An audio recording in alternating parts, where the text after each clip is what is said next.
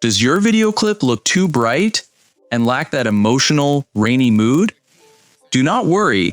In this CapCut tutorial for beginners, you will learn how to add a rain effect in CapCut Mobile to create a cinematic atmosphere. First, open your video project. Tap on Effects at the bottom toolbar, and then tap on Video Effects.